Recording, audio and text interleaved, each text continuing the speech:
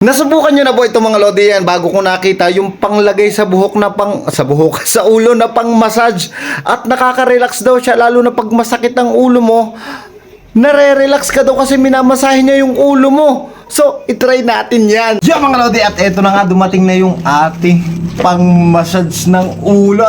Kasi marerelax ka nga daw talaga dito kapag ginamit mo ito. So, eto buksan na natin mga lodi. Tingnan natin kung ano style nito. Ba nabitawan ko pa yung gunting. Yan. So, ito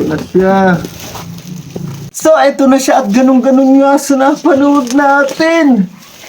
Ayan, para siyang octopus. Para bubuksan to. Teka, mga lodi. Teka lang. Yan. Tingnan natin. Ba yan? Yun. Kulay puti yung napapunta sa atin. Over kulay itim eh. Ayun na siya mga lodi. Para siyang nalipad na alien, no? So, tingnan natin kung nagana.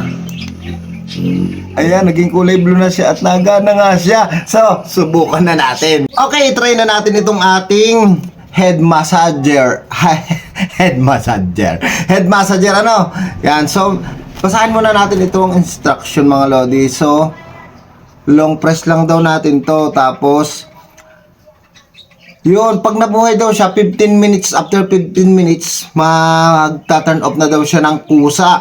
Tapos, charge every 3 months to avoid battery damage. Dapat daw charge every 3 months para hindi masira yung battery. Tapos, dun sa use with caution if you have a deep stroke or high blood pressure or be accompanied by nurse. Okay? So, yun ha. Doon sa mga may stroke daw. So, ito, try na natin.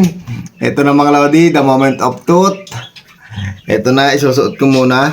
Pag ganitong suot niya nakaganyan. Ayan. So, ito na. Tingnan natin kung, tatlong mode nga pala to, tatlong mode. So, pindutan na natin in 3, 2, 1. Ayan, nakikinig nyo ba?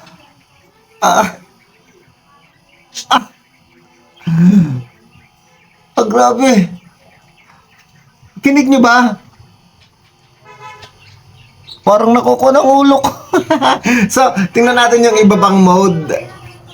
Parang nakaka-relax siya mga lodi ha.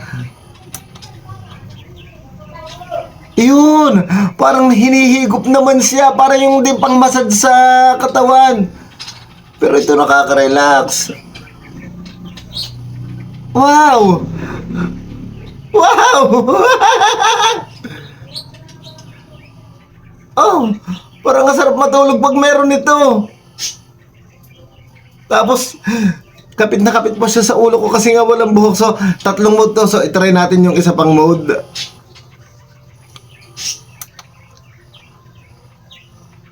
Oh, parang mas masarap itong pinakahuling mode mga lodi. Oh, parang hinahatak yung ulo mo. Parang mga lodi para sa akin. Ang sarap. Teka. Ang sarap na mga lodi sa ulo. Talagang parang minamasahe ka. Tapos, masarap siyang gamitin pag ihiga ka, lagyan mo, gumayong ka mga lodi. Siguro, makakatulog ka sigurado pag hinamit mo to. Ang galing. Para talaga siyang octopus mga lodi. Isinuot ko nga ito sa aking mga kapatid na babae at nakaka-relax daw ito at napakasarap na parang minamasahe ang kanilang ulo at hihiramin muna daw nila. Pero para sa akin mga lodi, pag tutulog ako siguradong isusuot ko to kasi napakasarap niyang ilagay sa ulo bago ka matulog at siguradong aantukin ka. On ko lang. Oh. Sarap. Yung mga lodi para sa akin ay mas masarap siyang gamitin kapag yung halimbawa napintig yung ulo mo at masakit. Parang ang sarap niyang isuot kapag sumasakit ang ulo mo. Parang minamassage niya para ma-relax ka. Ayan o. Ang sarap niya mga lodi. Tapos hihiga ka lang ng konti. Maya maya makakatulog ka na Sa mga laging sumasakit ang ulo, i-try nyo to. Babasahin nyo lang yung instruction. So ang link nito ilalagay ko sa comment section.